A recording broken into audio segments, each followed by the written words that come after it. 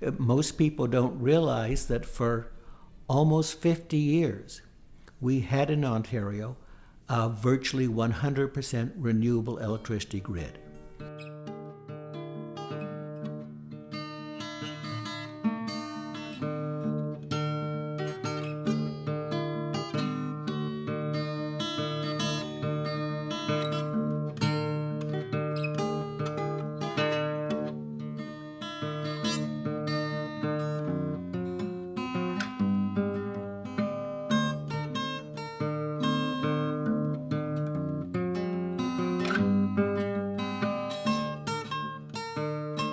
You're listening to TMI for the week of December 18th, 2017. Today, David speaks with Jack Gibbons of the Ontario Clean Air Alliance in his downtown Toronto office.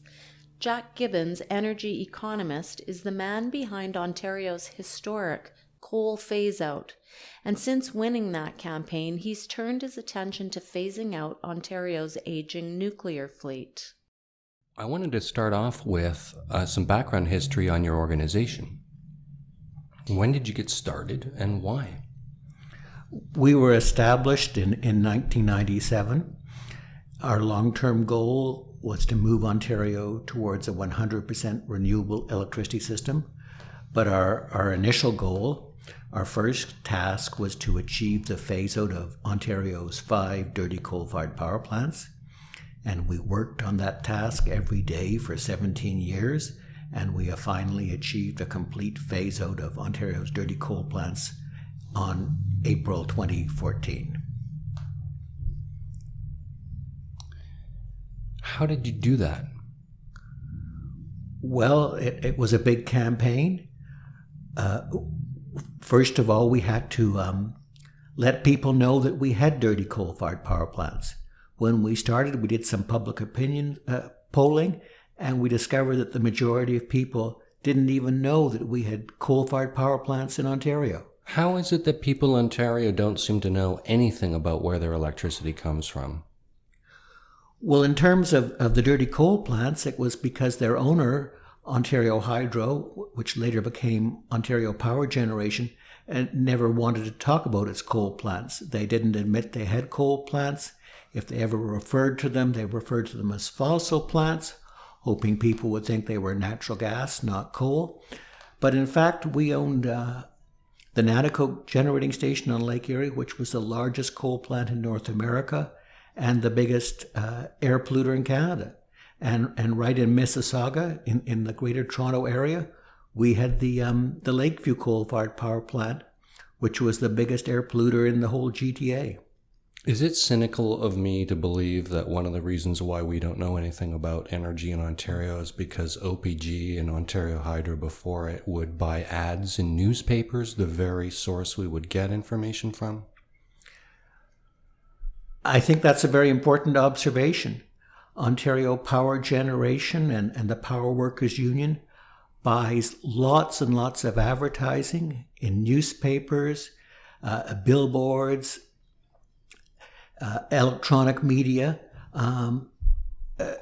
promoting nuclear power and defending their operations. And yeah, that's a problem because we, the Clean Air Alliance, which was promoting the coal phase-out and is now promoting a nuclear phase-out, we don't have the same budget to have these newspaper ads, TV ads, radio ads. If we had their media budget, we would have phased out nuclear power by now, and we would be getting a large amount of our electricity from Quebec. How does your organization get donations?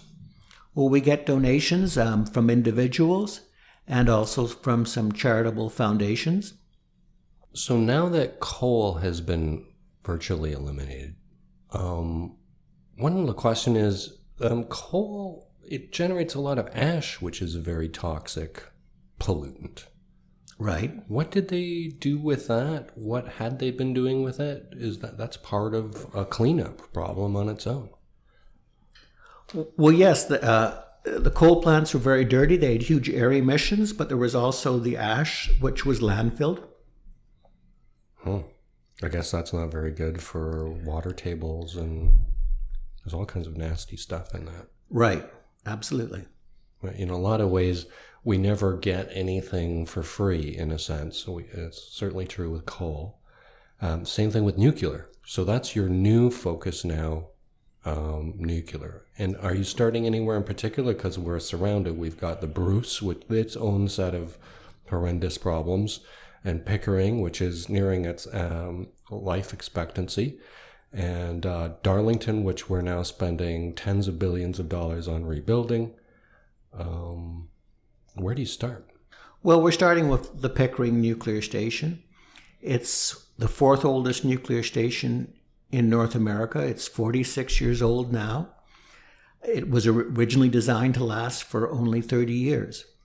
And just like you and I wouldn't drive a 46-year-old car up and down the 401 every day, it doesn't make sense to continue to operate a 46-year-old nuclear station in the heart of the GTA. There's more people within 30 kilometers of the Pickering Nuclear Station than any other nuclear station in North America. In addition, because it's so old, it's not surprising that the Pickering is the highest cost nuclear station in North America. Now, its license expires in August 2018, and we're trying to persuade the Premier Wynn's government to close it in 2018 and replace its power with low-cost water power from Quebec. So by importing water power from Quebec, we could close Pickering, increase public safety, reduce the production of highly radioactive waste, and lower our electricity bills. So we think it's a no-brainer. So one of the reasons they were keeping the Pickering open was that in refurbishing Darlington, we would lose that power, so we had to extend Pickering beyond its lifespan. Well, that's what they say, but it's not true, because instead of continuing to use Pickering, we could import low-cost, clean, safe water power from Quebec. Is one of the arguments that OPG is using is that they would have to put more electrical lines in? Well, that's what OPG often says, but it's just not true.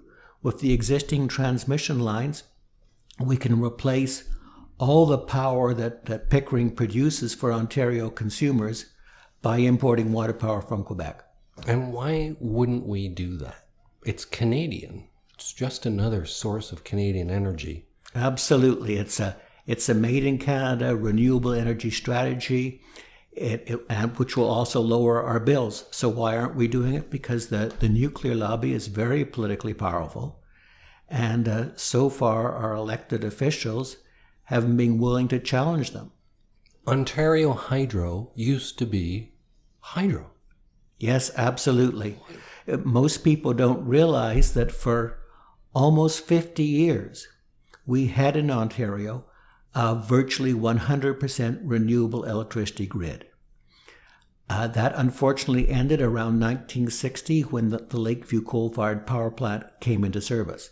But that's what we're advocating, returning to what we once had, a 100% renewable electricity system. I'm assuming that the nuclear lobby, the pro-nuclear side, would argue that it's affordable nuclear power. How do you feel about that? Well, that's certainly what they say, but it's absolutely not true. OPG told the Ontario Energy Board that to rebuild the Darlington Nuclear Station, it would have to raise its price of nuclear power by 180% to 16.5 cents a kilowatt hour. And it doesn't make sense to pay 16 cents a kilowatt hour for nuclear when we can import water power from Quebec at 1/3 the cost. Hydro-Quebec's offering to sell us water power at 5 cents a kilowatt hour. So it doesn't make any sense to pay 3 times that much to rebuild the Darlington Nuclear Station. Do they have enough power to share with Ontario at the Quebec? Well, yes, they have a large surplus now. They have a large amount of surplus electricity, most of which they are exporting to the United States at the moment at very low prices. And so we should be buying that power to lower our bills and to phase out nuclear. And over time, Quebec's got a huge untapped renewable energy potential, huge untapped low-cost renewable energy supply potential, which is 3 times greater than Ontario's total demand for electricity. So by working together with Quebec, we can definitely move to a 100% renewable electricity grid and lower our electricity bills. And that's the James Bay project, is that right? Well, no, we're not. They have developed a lot of water power at James Bay. A lot of that power is surplus now. They've overbuilt their system. But we're not advocating building any new dams in Quebec. Because that doesn't make sense. It's bad. It's bad from a social and an ecological perspective. And also, Hydro-Quebec has tapped out all their low-cost water power. The lowest cost options for Quebec moving forward to increase their exports to Ontario are first energy efficiency in Quebec. Quebec's electricity consumption per person is the highest in the world. By investing in energy efficiency, Hydro-Quebec could lower the bills of its domestic customers and free up more of its heritage water power for export to Ontario. So that's one way how they could increase their exports to us. And the other option is wind power. Quebec has a huge untapped supply of low-cost wind power. And Quebec also has their huge reservoirs, which are the best battery system in the world. So when you combine Quebec wind power with their reservoirs, we can convert intermittent wind power into a firm 24/7 baseload source of electricity for Ontario. And is that's pumping water into a reservoir? No, it's not pumping water into a reservoir. Pump storage is inefficient. This is even better. In Quebec, because they've got those huge water power reservoirs, if they develop more wind power, when their wind power production is above average, that means they don't have to run so much water through their hydro facilities. And that means more water remains in the reservoir. But then when their wind power production is below average, then they can use that stored water in the reservoir to produce more electricity from water power. And that way, that provides load balancing for the intermittent wind power generation. So they can use the wind power combining with the reservoirs, the storage system, to provide us with a firm 24/7 source of baseload renewable electricity. And there is a thing called the baseload myth that guides a lot of the stale thinking on the subject. Absolutely. And that's an example. Great. But that's a way of how you can make wind power into a baseload source of supply. Quebec had 2 nuclear power plants. They were smart enough to shut them down. Right. That's incredible. Well, yeah, I think it also reflects the fact that Hydro-Quebec is primarily a water power company, and whereas Ontario Power Generation is primarily a nuclear power company. So Ontario Power Generation does what its nuclear engineers like to do. Am I wrong in blaming Bill Davis for Ontario's nuclear policy? No. He was the major champion of nuclear power in Ontario. He was Premier of Ontario when Pickering came into service, and he was Premier of Ontario when the decisions were made to build the Bruce and the Darlington nuclear stations. He was a huge champion of nuclear power, and it was a huge mistake. Some people think that he had friends in the mining business. He certainly knew people in the uranium mining business. The economics. After pursuing this policy of nuclear in Ontario, Ontario Hydro declared the largest corporate loss in the history of money was it 1989, where it bankrupted and essentially severed itself into 2 new entities. Well, yeah, it was 1999. And yes, because of their huge investment on high-cost nuclear power effectively bankrupted the old Ontario Hydro in 1999, and it was split into multiple companies.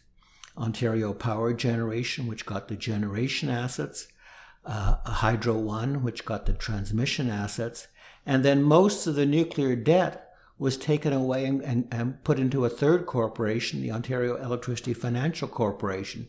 So OPG, that owns the nuclear generating stations, doesn't have to pay most of the nuclear debt.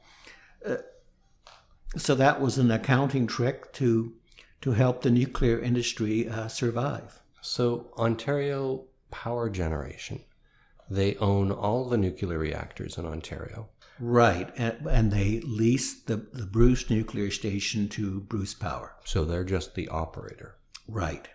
And at one point that was owned by a British company and TransCanada and some other entity.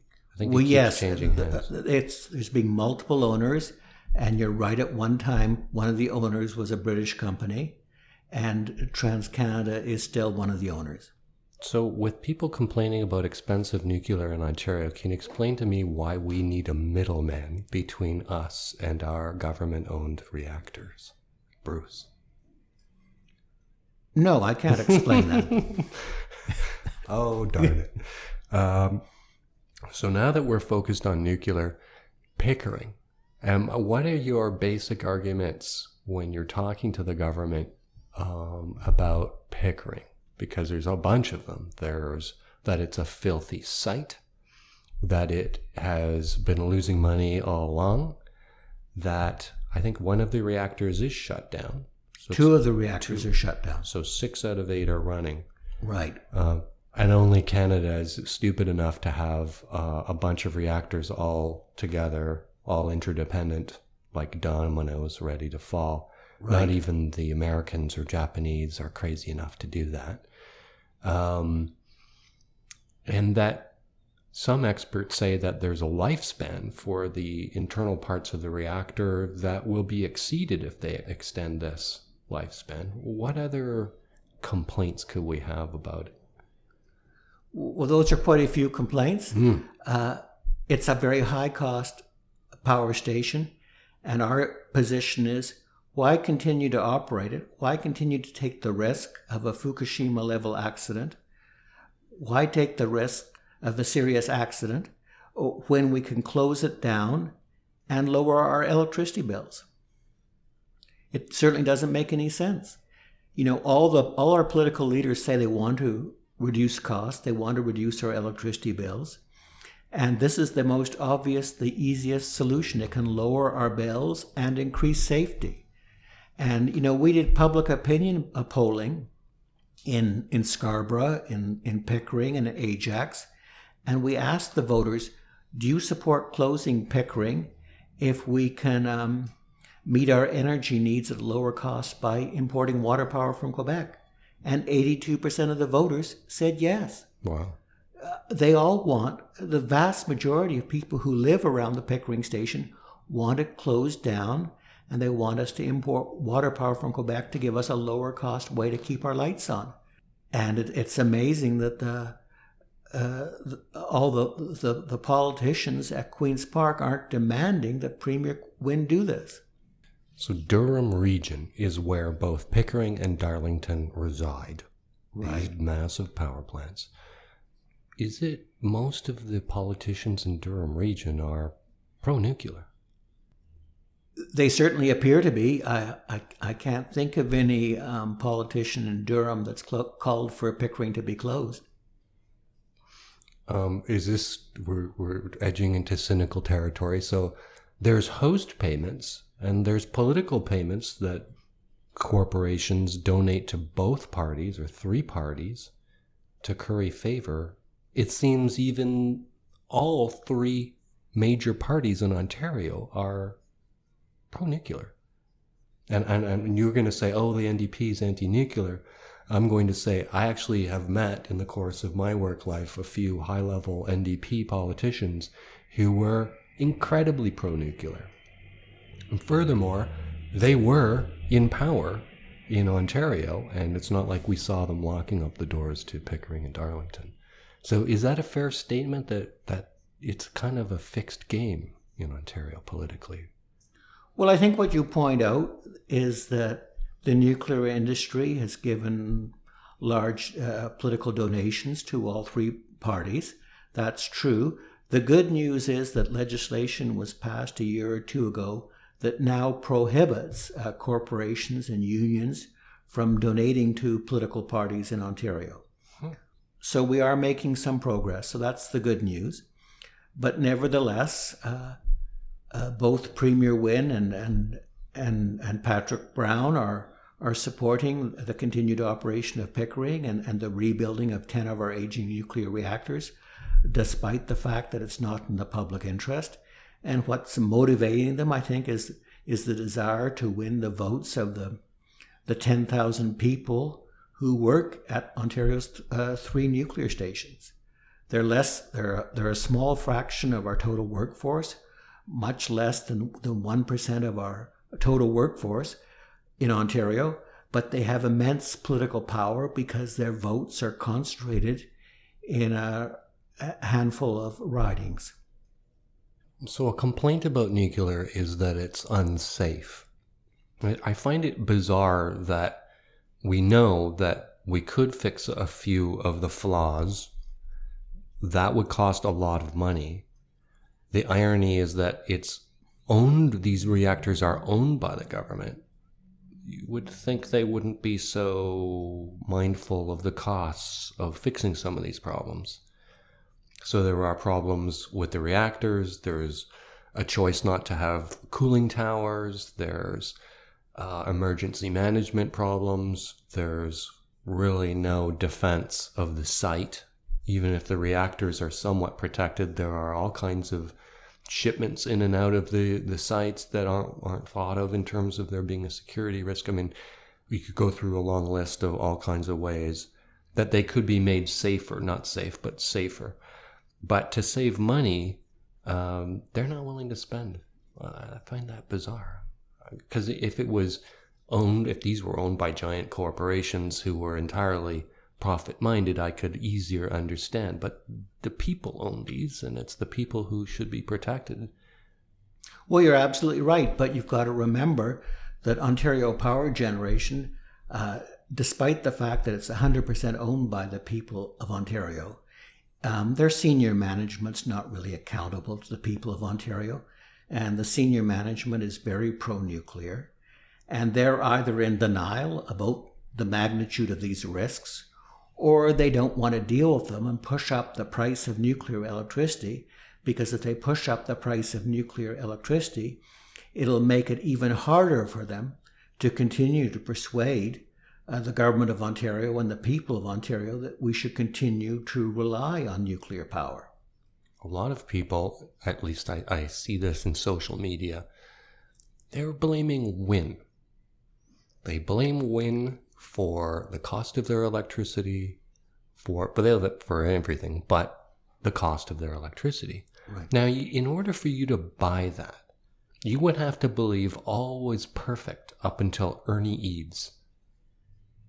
So, I mean, it's completely insane to think that I think you could go even further than that. You'd have to also, if you're going to blame it all on Premier Wynne, you'd have to also believe everything was perfect until Dalton McGuinty left. Mm-hmm. Mm-hmm. Despite some controversy, he seemed to be on the right side of some of these issues. Well, yes, Dalton McGuinty was very green in many respects. He was the huge champion of the coal phase-out. He made the commitment to a coal phase-out, and he did the heavy lifting that resulted in the coal phase-out, which means that Ontario was the first jurisdiction in the world to phase out dirty coal to achieve public health and environmental benefits. He also created the Green Belt. So yes, Premier McGuinty was very green. How did they get away with blaming the price of electricity on Catherine Wynne? I can't figure that out. Like, you purposely have to put some effort into blocking out the reality of the history of our policy of nuclear in Ontario. I call it a nuclear experiment because in provinces to the east and the west, we're not seeing nuclear plants. There's only one other running in New Brunswick. It's got its own set of problems, cost overruns, delays, and so on. seems to me at some point we have to declare the experiment a failure. Well, absolutely. I mean, as you point out, the real reason we have high electricity rates in Ontario is not because Kathleen Wynne is premier. It's because we get 60% of our supply from nuclear, which is a very high-cost source of electricity. You just have to compare Ontario's electricity rates with those of Quebec and Manitoba. Our electricity rates are double those of Quebec and Manitoba. And why do Quebec and Manitoba have much lower electricity rates? There's a very simple answer. They get virtually all of their power from low-cost water power. That's why we have high electricity rates. It's because of our dependence on high-cost nuclear power. And if we want to have low electricity rates again, which we did have when we had water power, when we got most of our power from water power, we had low electricity rates. And if we want to have low electricity rates again, then we've got to go back to water power. The Porter Commission, I think that was 1978. Right. We had a royal commission look into this policy. Right. What caused them to? Why did they look into it then? And why aren't we having another royal commission now? Well, I can't recall all the reasons why the Porter Commission was created. But back in the 1970s, the old Ontario Hydro, they were building all these nuclear reactors, and they wanted to build many, many more nuclear reactors. They were on a huge nuclear binge. And they were creating real problems for the province because they wanted to borrow so much money, which would jeopardize the province's bond ratings and borrowing capacity. And Darcy McHugh, who was the treasurer of Ontario, he said no to Ontario Hydro. He put a limit on their nuclear spending. He was one of the few cabinet ministers ever to stand up to the nuclear industry.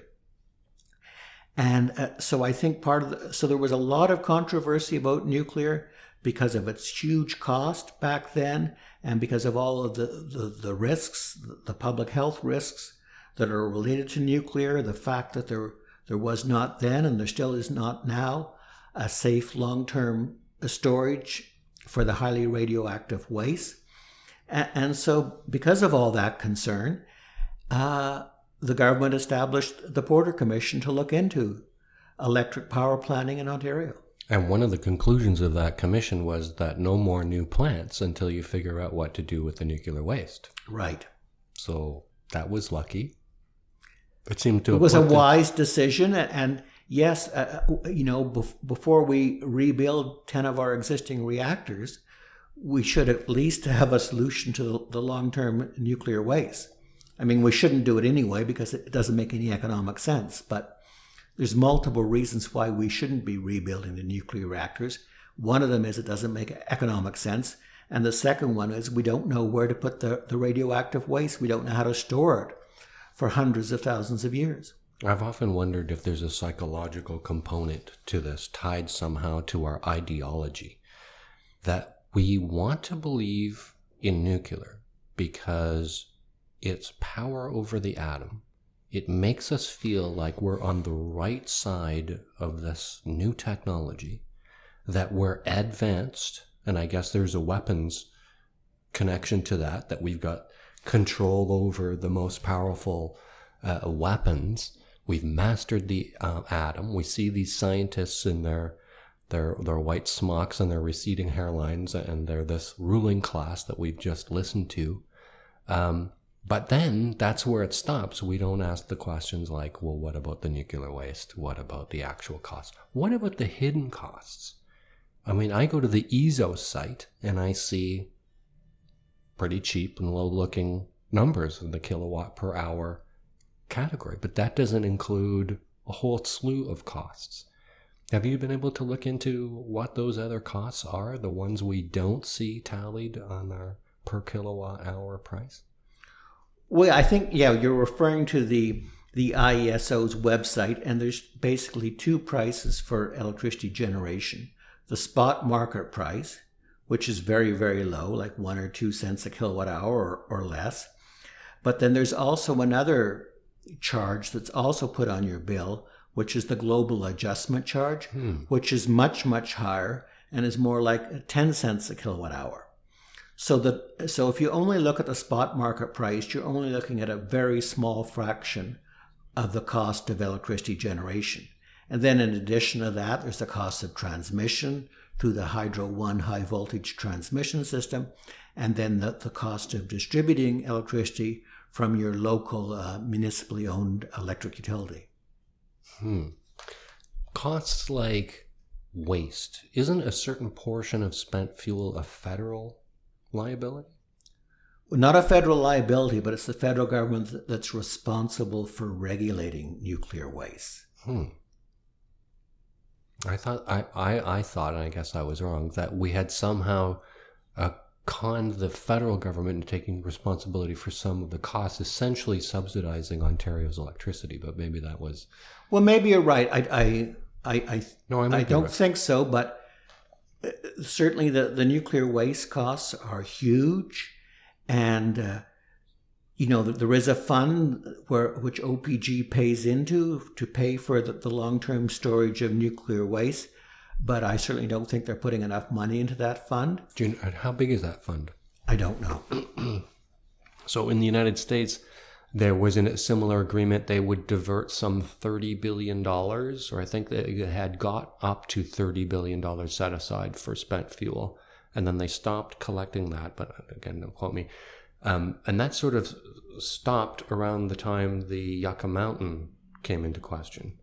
And there were estimates that just to get the doors open, and understand that in nuclear, whenever you make an estimate, you can usually multiply it by a few times.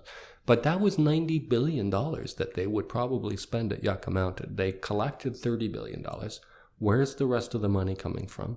And you know that these costs there's no way to include them in electricity, especially when they're costs that have yet to be defined.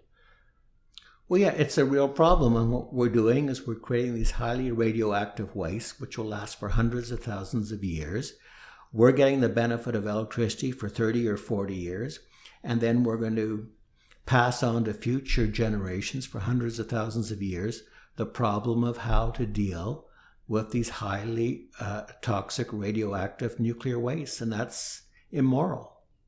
I'd like to know how much they've spent just so far studying the OPG DGR, the plan to bury nuclear waste beside Lake Huron. I understand they paid some of the most expensive scientists in Canada for 10 or more years, not to study alternatives, just to study putting it in that one place.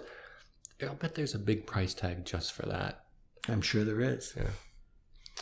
So other ways that there are hidden costs would be security, regulation, probably tax breaks. I often wonder if, whole wings of universities have been built to house these uranium scientists. I mean, what's the bill for that? I mean, we could probably start thinking up a whole bunch of ways where we've put public money towards this endeavor, and all it's really done is just create more expensive problems. Right. And what are your thoughts about their proposal at Lake Huron? I mean, that seems a no-brainer, not to bury nuclear waste beside a Great Lake. Right. It's not a good solution. It's not a safe, secure solution. So, and unfortunately, there isn't a good, safe, secure, long-term solution. So at the moment, the toxic radioactive wastes are at the 3 generating station sites at Pickering, at Darlington, and Bruce. And what we say is we have to, as a temporary solution, we have to move to hardened on-site storage. At the moment, those wastes are not stored, not protected as well as they should be in case of an earthquake or a terrorist attack. So we advocate hardened on-site storage so that the waste will be much more secure, much less susceptible to an accident or a terrorist attack. Another complication is that, in their plan at the DGR is to put them in very temporary containers, bury them hundreds of meters below the earth. We know there's chemical reactions still going on in those containers. In the pamphlet that they released, OPG, they actually say those containers will be crushed by the hydrostatic water pressure of the rock in a very short time. So the idea of containment, once again, is a fallacy. And the other thing is you can't monitor those containers or that waste once you bury it hundreds of meters below the ground. Whereas at least, as you say, in hardened, what do they call them, dry casket storage, at least you can repackage them or maintain them or vent the gases that come off it. Exactly.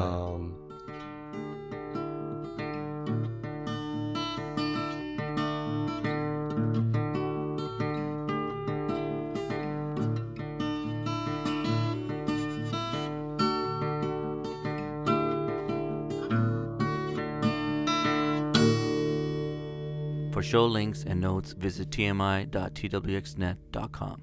Email us archer@twxnet.com.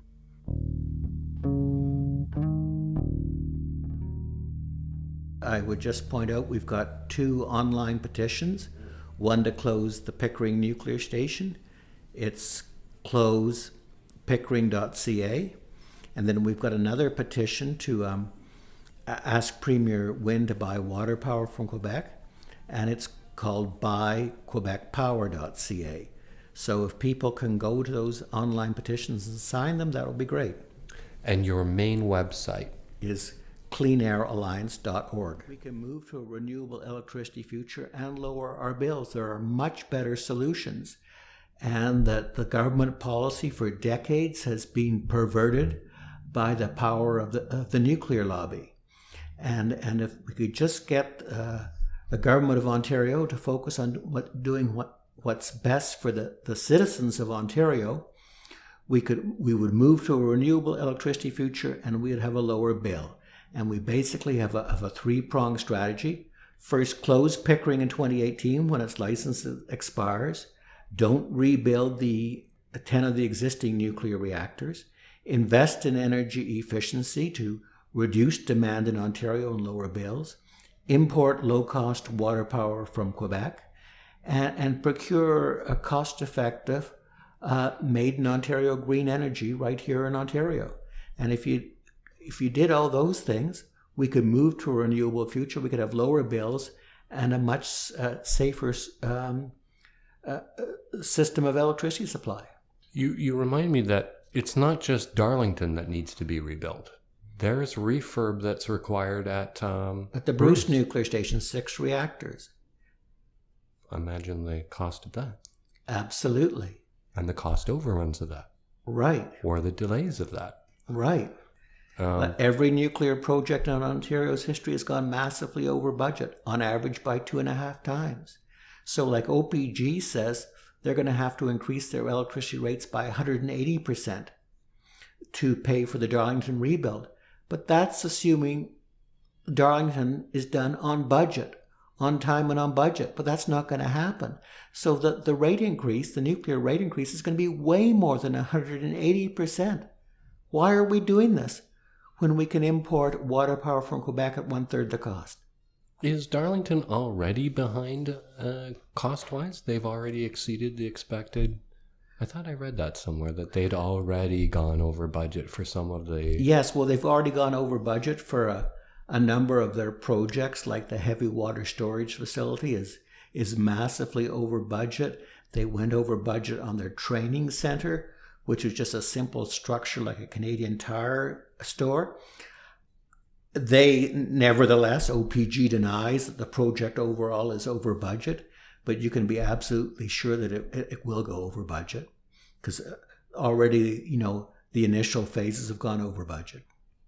And every nuclear project in Ontario's history has gone over budget. So history is going to repeat itself, and Ontario's electricity consumers are once again going to end up paying for it. It's always the same players? Is it not always SNC-Lavalin that features right in the center of these cost overruns and over... Right, they're a major contractor for OPG. And AECon. Absolutely. And no matter what controversy SNC-Lavalin would get into, they're always going to be getting the plum jobs. Well, that's always happened so far. They seem to operate unlike most other construction companies. They don't really stick to estimates. I don't even think they do free estimates, which is something homeowners might be surprised at. We seem to pay them for their estimates that they don't actually follow. Yeah, and OPG allows them to pass their cost overruns on to you and me. Cooling towers is something that people are suggesting would make the plant safer, less impact on the lake, but they would be an eyesore, and they would remind you of exactly what it is, a nuclear power plant. But I guess it's more hundreds of millions of dollars that they would have to spend. This is just another example of how they could maybe make them a hair bit safer, but they won't, because it actually makes their whole bottom line look worse and worse and worse. Well, right, and what Ontario does, it uses the Great Lakes. It uses the Great Lakes to provide the cooling, whereas many U.S. reactors use the atmosphere to provide the cooling. In both cases, nuclear is a bad option, and we say it's time to move to a renewable future. But it would also alarm some of the local inhabitants. It's another reminder, much like these KI pills. Right. Now, apparently, and I've met a couple people. One says when she was a girl and they handed out KI pills in her area, they lived in Pickering, her and her friends printed up little pamphlets and on their own steam went around the neighborhood and canvassed neighbors. And I think that's a great example of how it is something that if it's sort of out of sight, it is out of mind, and it's hard to ignore medicine when it shows up at your door, handed out by the government. So my next question is really, you said 30 kilometers away from a nuclear plant. Well, that's a lot of Toronto is within the range. We had 2.2 million people live within 30 kilometers of the Pickering Nuclear Station. And that's a higher concentration of people than surround any other nuclear station in North America. Why don't we have the KI pills? Well, we do now for within 10 kilometers. But again, the power of the nuclear lobby. I mean, as you rightly point out, that if more people got KI pills, more people would be alarmed. And yes, the nuclear reactors, I mean, most people don't see them. I mean, if the Darlington Nuclear Station is right by Highway 401, but they created this huge mound of earth that means that virtually no people who drive along that 401 don't see it. And the Bruce Nuclear Station is way up in Lake Huron, and most people in Ontario don't see that because they don't go up there. I think there's a lot of false advertising. I mean, I haven't seen it in a while, but an ad that rings a bell just in the last year or two was, and this would be an ad by OPG or Canadian Nuclear Association, and they're always claiming that it's clean, it's green, and it's cheaper than wind and solar. Didn't we used to have laws, truth in advertising? I mean, that's knowingly disseminating false information. Well, absolutely. Absolutely. It's not clean. There's the radioactive waste.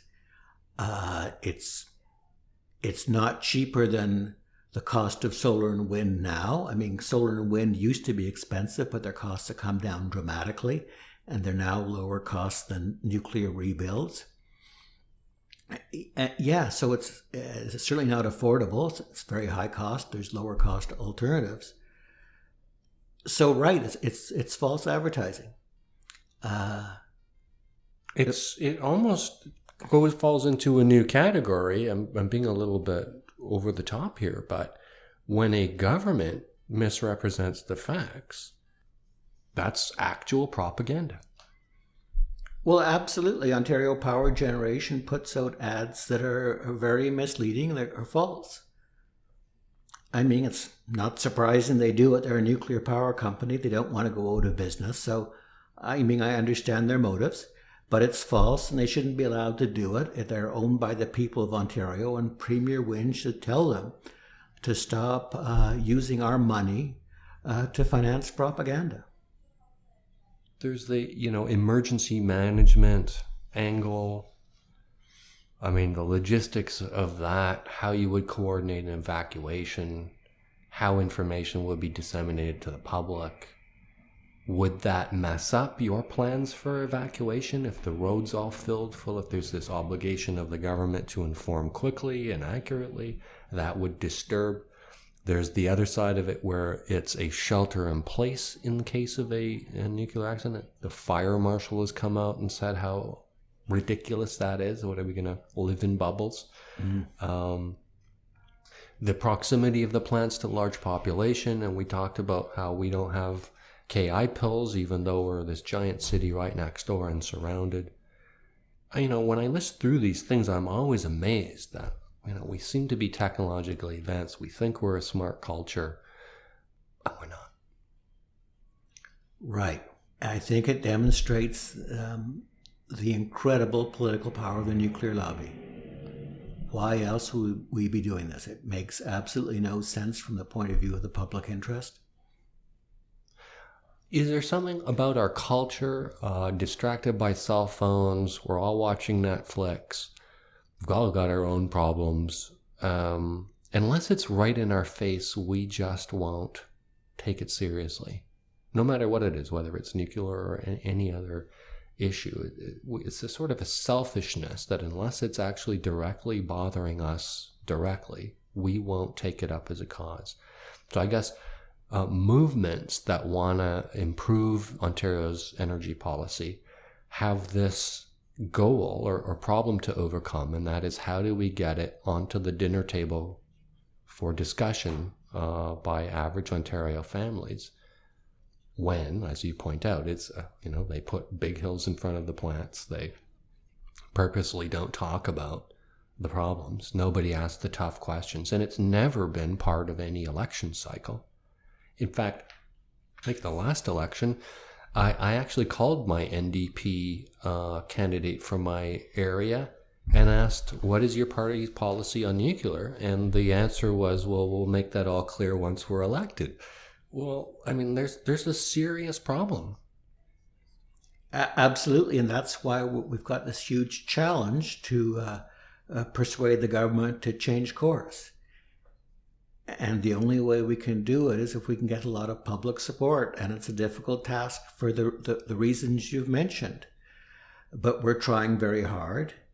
The good news, for 100 years, Ontario had a policy of electricity separatism. We wouldn't sign long-term contracts with Quebec for water power. That was our policy of electricity separatism, was to protect the Ontario power industry, which has been primarily the nuclear industry for the last 60 years or so. But Premier Wynne, to her great credit, has already signed two long-term deals with Quebec for power, and ended our policy of electricity separatism. She's now negotiating a third deal with Quebec that could potentially provide us with 6% of our total electricity supply with clean, low-cost water power from Quebec. So we are making some progress, but still there's a lot of work to be done, and we need the support of everyone who's listening to this podcast. We need them to contact their politicians, to contact Premier Wynne, to contact Patrick Brown, to contact Andrea Horvath, and ask them to champion a renewable future, and ask them to do everything possible to phase out nuclear power as soon as possible.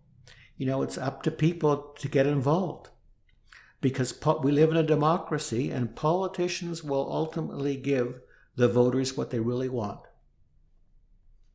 You mentioned democracy. I think it would be very democratic where on the back of my hydro bill, I get some check boxes to check off. And I just want to say, okay, I don't want my electricity coming from nuclear or coal or gas or whatever, and pick the ones I do. And obviously that's not going to throw a big Frankenstein switch and cause generation to divert right away, but I think we should obligate OPG to look at those check boxes, and if 20% of us check off solar and wind, they should be obligated to provide 20% of the generated power from those sources. This seems to me would be a pretty democratic and simple, low-cost way of developing a policy.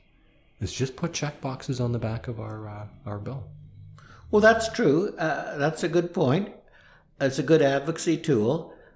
But I would point out, all the public opinion and polling shows the vast majority of people in Ontario want a renewable future. And so the message should be clear to the politicians now what the people want, and they really should be working now to move us to a renewable future. How do we get this to be more of an important subject for young people? That seems to be probably where the battle lies, at least moving forward. And what a great resource they would be. I mean, they're all on their phones. They're all sharing stuff with each other. Sometimes they have coordinated actions that could be quite fun. I just wonder if, stunts like taking a laser projector and shining something, horrible on the side of the hydro building, like nuclear power plants are killing us or something like that. To do little stunts like that could be very harmless and very fun, to make it fun for young people to take on this cause. Well, that's a good idea. And pollution probe was established back in 1969 at the beginning of the environmental movement in Ontario. And back then, pollution probe was really focused on getting media attention. And they had a goal of doing a stunt every week to get media attention and to raise public awareness about the issues they were concerned about. And so what you're suggesting is a great idea, I think, to raise awareness. I remember in 1979, the protest at Darlington, Greenpeace climbed the towers and they got CTV coverage. Right. The front page of the Globe and Mail, there was a picture of Paul MacKay on the transmission tower outside Darlington. Absolutely, I remember it very well. I was at that protest, and I think so was I. The crowd was quite polite. I think they let Hydro make a presentation and put up their big signs, and I think we're a very polite protest. It's hard to even call it a protest. And they did that whole too cheap to meter, make Ontario rich. It'll pay for all the refurbs. It'll usher us into a new century. Right. And largely nuclear has lived up to none of its promises. You're absolutely correct. It's not too cheap to meter. It's very expensive. It's very risky. And the rest of the world, I mean, when you travel outside of Ontario, you realize the rest of the world is going to a renewable future. And Ontario is the second most nuclearized jurisdiction in the world. Only France gets more of its electricity from nuclear than Ontario. And I mean, it's amazing. Ontario on the whole is a very progressive a province, a very green province. But in terms of our electricity policy, our electricity policy is from the 1950s. In the 1950s, it was the conventional wisdom that nuclear power would be too cheap to meter, it would be the solution to all our problems. Well, that's turned out not to be true. And the rest of the world realizes that, and the rest of the world is going renewables. But it's unbelievable, but it's true that in Ontario, we're stuck with nuclear. We're still pursuing the 1950s solution. And it certainly doesn't make any sense. I think it's been suggested that the renewable industry would create more jobs than the nuclear industry. So if you're saying, oh, well, we need those jobs, the nuclear jobs, not only even if we started to dismantle our nuclear policy in Ontario, there'd be lots of jobs for the uranium-educated workers, because there's decommissioning and storage and a whole bunch of problems. But that if you could just imagine the low-tech jobs that would be created if we, grab the bull by the horns and set up an industry building wind and solar. Absolutely, and doing home energy retrofits all throughout Ontario. we could create jobs throughout Ontario instead of just at the Pickering and Darlington and Bruce nuclear station sites. And in terms of the nuclear workers, there can be jobs for them for decades, decommissioning the plants and then the long-term storage of the highly radioactive waste. The growth path for the nuclear industry should be decommissioning and the storage of highly radioactive waste. And in terms of meeting our future needs, we should be focusing on energy conservation and renewables. That's what makes sense. But again, the nuclear lobby is very powerful, and they're focusing on trying to expand or protect their industry. Recently, it was brought to my attention, so I have this understanding that when you decommission a nuclear plant, you have to wait 40 or 60 years before you can even... Well, that's what OPG says, and again, that used to be the conventional wisdom, but it's no longer the case. According to the International Atomic Energy Agency, they now say the best practice is to immediately decommission nuclear reactors. So we're advocating that Pickering be closed in 2018 when its license expires, and that the decommissioning start immediately, and that can create up to 32,000 person-years of employment between now and 2030. And then in 2030, we can return the Pickering waterfront to the people of Pickering. I mean, what a great solution. Oh, well, I thought it was really smart because it occurred to me, well, if you have to wait 40 years to decommission, then how can you go ahead and refurbish Darlington? Those are freshly run reactors. If you can refurb Darlington, why can't you decommission Douglas Point? Exactly. Those 2 reactors at Pickering that are already shut down. Exactly. Or deal with Gentilly, because I'm sure they haven't lifted a finger over there. Yeah, so absolutely you can do it. But again, the policy is being driven by the self-interest of the nuclear industry. The nuclear industry, OPG, would prefer to delay the costs and the decommissioning for 30 or 40 years. That's better for them from their narrow financial perspective, but it's not what's in the best interest of the people of Ontario. As we keep pushing these costs forward, for example, wind just cut the price of electricity temporarily, but we hear that by 2025, it's going to have to go up quite a bit. Right. But as these refurbishments come online and then they take on even more refurbishments and more of the hidden costs start rising, at some point you're going to have to increase electricity so much that it's going to be painfully obvious it was a mistake. Well, absolutely. Premier Wind's borrowing $26 billion to give us a temporary cut on our electricity bills, but it's just a temporary cut. In the future, electricity bills will have to rise even further, not only to pay for the costs of the power plants, but also to repay the $26 billion we've borrowed for the temporary price cuts. It's a zero-sum game at best, and it doesn't make any sense. The better option, the only sustainable option to get bill reductions is to cut costs. And to cut costs, you've got to cancel the nuclear rebuilds and go with the lower cost options like water power from Quebec. I expect that you should be speaking on TVO to Steve Pickering about this. That you'd be a great guest on TVO. I have. have. I believe it was January 2016. There was a segment, and we've still got it posted on our website if you want to look at it. All right. It's on YouTube. So yes, I've been on Steve Pickering's show talking about the benefits of I'm going to watch it. Do you feel you got a good chunk of the time? Absolutely. His mother works for AECL, so I'm used to work. Oh, okay. She used to be chair of AECL, I believe.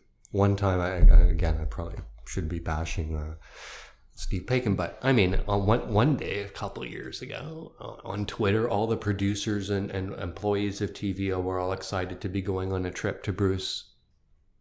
And I thought, oh wow, they're going to come back with some great stories about Bruce. And I think it must have been 4 months we went with not a word about energy policy in Ontario. And they all went up there. They didn't come back with any good stories about Bruce. We're not ever talking about the bad news about nuclear. So, like, as they're putting out ads that say clean and green, there are smokestacks there's one smokestack at Bruce where they burn low-level waste in an incinerator, old-fashioned style. And if you're going to say that there are scrubbers and filters, well, the Canadian nuclear regulator has made public the effluent that comes out of those smokestacks, and they're full of radioactive nucleotides. So, Absolutely. And it's upwind from us, and we're breathing it. Right. It doesn't make sense. There's better alternatives. Well, that's great. I think that's pretty good. Thank you, David. Thank you. Dave spoke with Jack Gibbons, chair of the Ontario Clean Air Alliance. For more info, you can reach the Clean Air Alliance at cleanairalliance.org or email me, Angela, at cleanairalliance.org, and join my No Nukes newsletter. And please sign our petitions, closepickering.ca and buyquebecpower.ca. Here's to a non-nuclear, renewable future.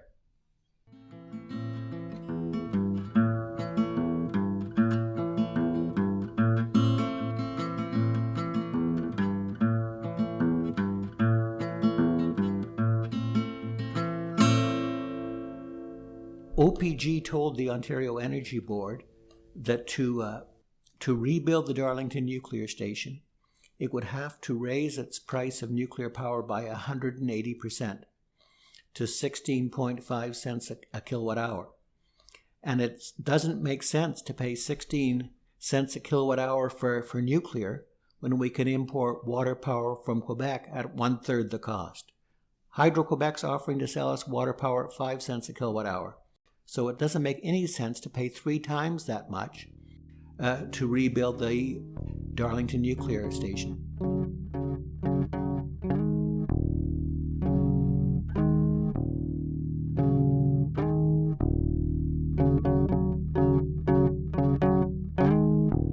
This has been TMI.